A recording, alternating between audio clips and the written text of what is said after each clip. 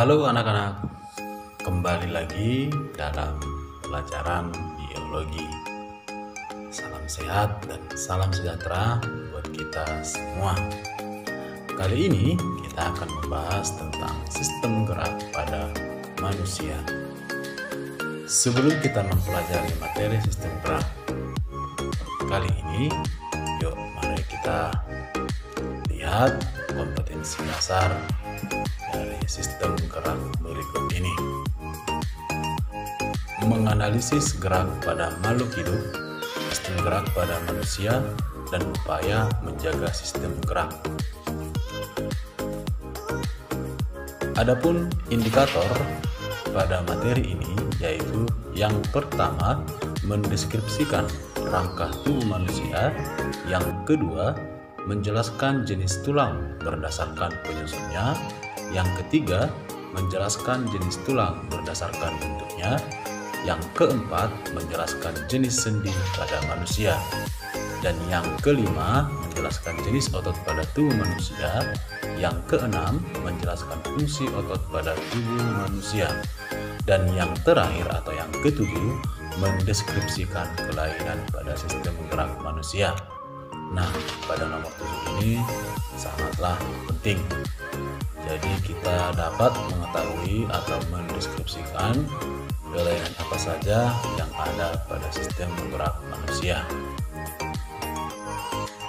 Oke anak-anak, langsung kita tampilkan di sini peta konsepnya. Adapun peta konsep sistem gerak pada manusia yaitu sistem gerak pada manusia terdiri dari dua, yaitu rangka tubuh dan otot. Rangka tubuh terdiri dari tulang dan sendi. Jadi di sini otot sebagai alat gerak aktif, sedangkan rangka tubuh sebagai alat gerak pasif, sehingga otot menggerakkan rangka tubuh. Sekarang mari kita bahas yang pertama, bagian dari fungsi rangka tubuh manusia. Rangka tubuh manusia secara umum terbagi menjadi 3 bagian, yaitu tulang tengkorak yang ada pada kepala, tulang pembentuk tubuh, dan tulang anggota gerak. Tulang anggota gerak ini seperti pada tangan, kaki, sedangkan tulang pembentuk tubuh ini yaitu pada bagian badan.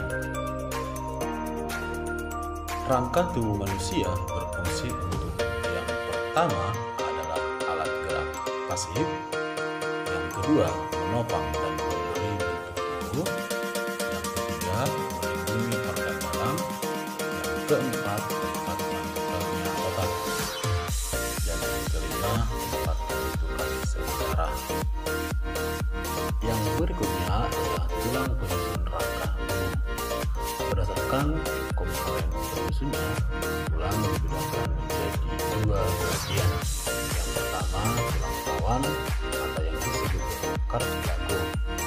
Tulang rawan disusun dari sel tulang rawan yang sifatnya kenal dan bentuk, mana pada tulang rawan ini memiliki banyak kolagen tetapi sel kapurnya sedikit, sehingga sifatnya kenyal dan lentur.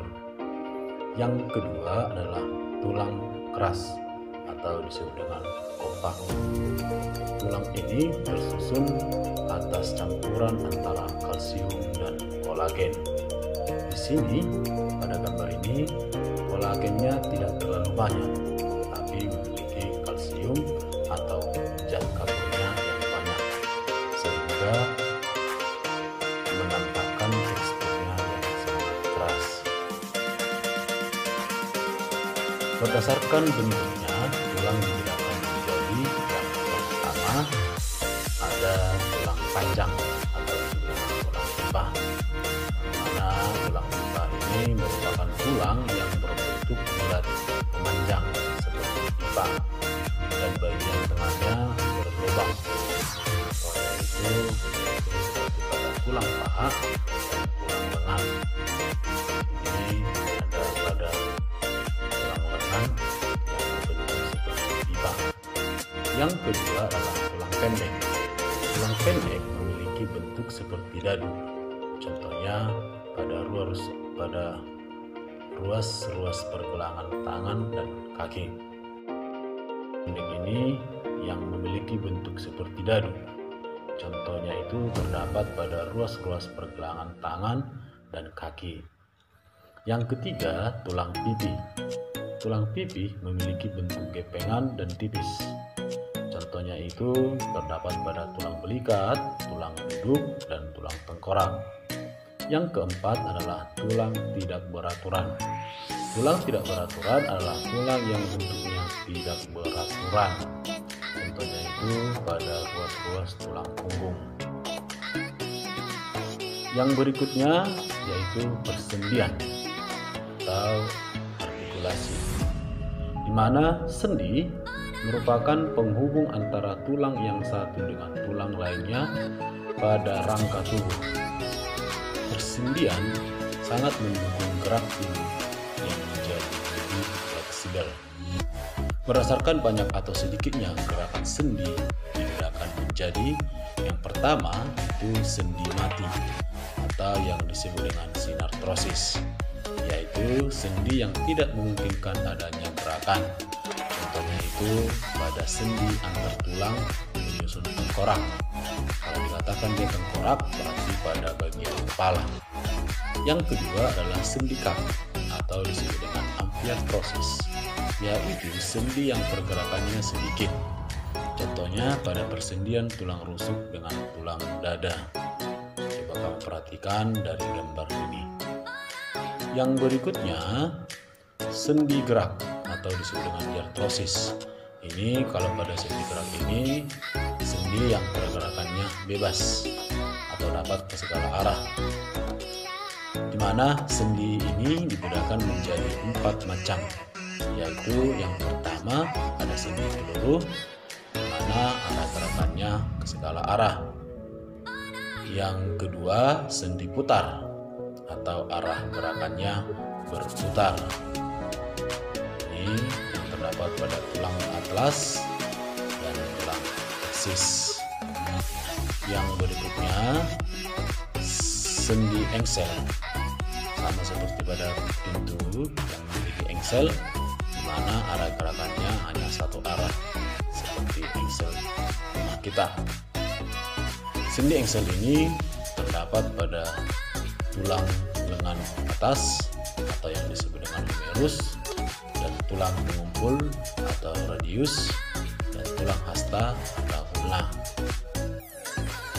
Yang keempat adalah sendi pelana, di mana sendi pelana arah gerakannya kedua arah dan berbentuk seperti pelana kuda, yang mengakibatkan gerakan ini dapat ke atas atau ke bawah misalnya. Tulang ini atau pada persendian ini terdapat pada tulang telapak tangan dan tulang pergelangan tangan yang disebut dengan karpal, sedangkan tulang telapak tangan tadi disebut dengan metakarpal. Yang berikutnya adalah sendi geser, di mana sendi geser ini membuat arah gerakan bergeser karena tulang yang terlibat biasanya memiliki permukaan yang datar. Terdapat pada tulang pergelangan tangan atau karpal. Oke anak-anak, sekarang mari kita bahas soal berikut ini.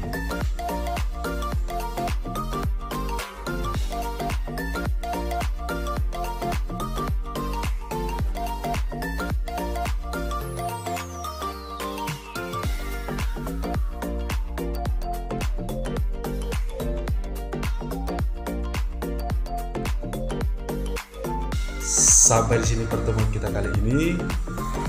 Kita akan lanjut materi kita ini pada minggu depan. I never made it, but I